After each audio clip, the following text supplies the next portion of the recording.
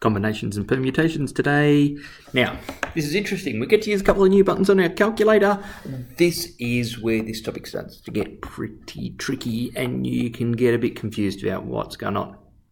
But permutations and combinations, I'm sure we're familiar with this word combinations, and we probably use it sometimes where we should actually correctly be using the word permutations. Now, both of these involve selection without replacement. That's where I choose from a group of things and then I choose something else, but I can't choose whatever I got the first time, right? Just like that example we talked about, the captain, the vice captain and the senior prefect.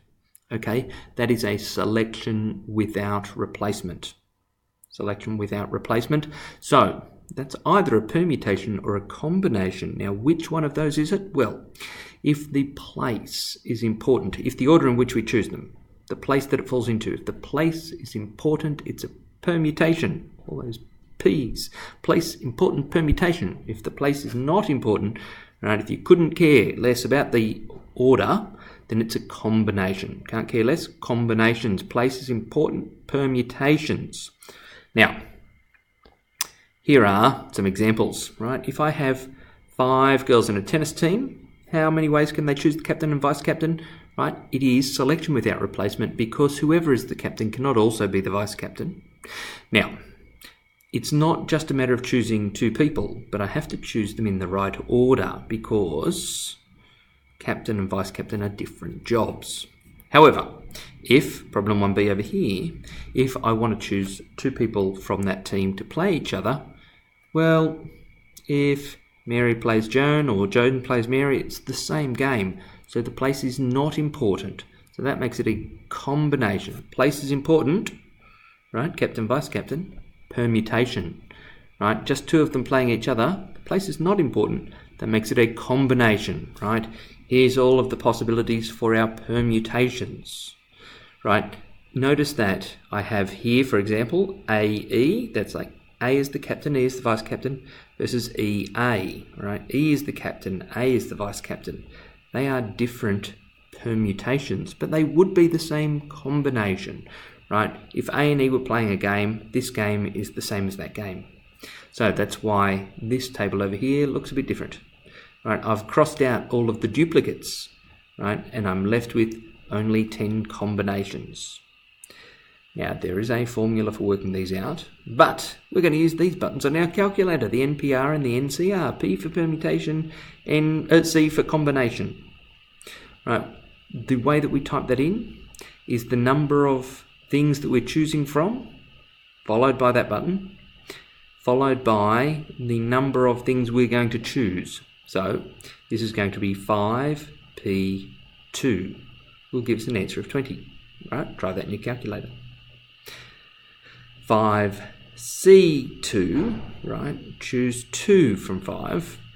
And I get 10 combinations, right? Just confirm that you can do that on your calculator. The NCR and NPR buttons, no doubt, right? You love your calculator, you've looked at all of those buttons and there's some that you've never used before and now you know what the NPR and NCR do, right? They're helpful.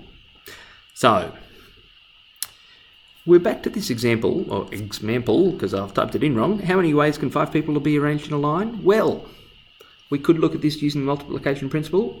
Right, it is 5 by 4 by 3 by 2 by 1, which is 5 factorial. Now, this is a selection without replacement, if you like, because I choose 5 for the first, and you can't be first and second in the line, right? So we use all of them. It's a little bit different because we're using all of them. So we could do this, right? Place is important, so it's a permutation. I could do this as 5P5, right? Choose all of them.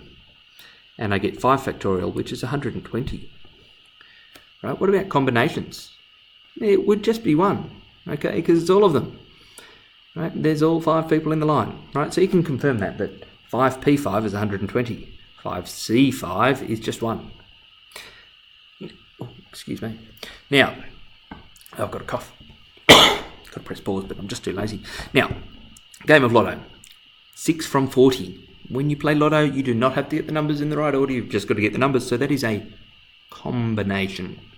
So, calculate this. I have 40. And I want combinations of 6. If I do 40 C6 on my calculator. I'll see what it is. It's not well, it's a big number. I think it's about 3.8 million. Yeah, it is. It is 3,838,000 and 380. Okay. So back in the old days, Lotto isn't quite like this anymore, where there were 40 numbers. Right, there were essentially 3.8 million different tickets that you could have. And you could buy all 3.8 million tickets, and you would have every one of those tickets that were possible. You would be guaranteed to win. Not guaranteed to win on your own, which is, why people don't necessarily do that. Anyway, it has been changed. Now perhaps there are 45 numbers. So how much different is this? Well, what we need to do is now 45 C6. And let me just calculate that. I think we're going to find that it's quite a lot bigger. Right, now I want combinations of 6 taken from 45.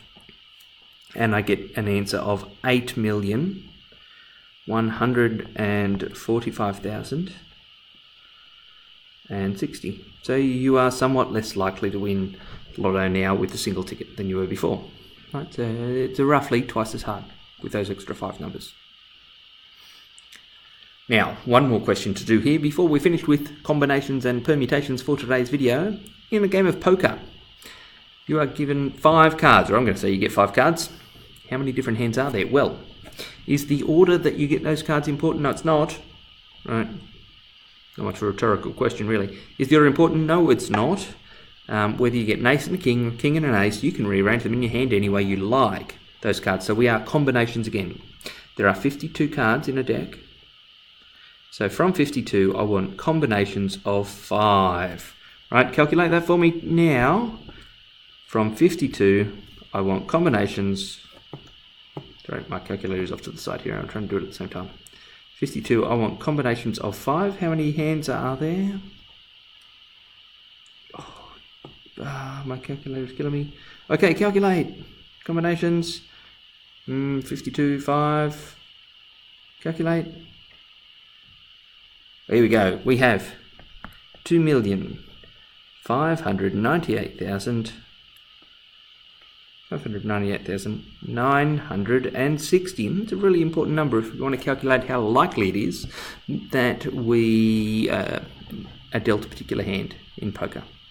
Okay, remember, this is really important. It's not that difficult, but it's really important. Probability is the number of desired outcomes divided by the number of possible outcomes.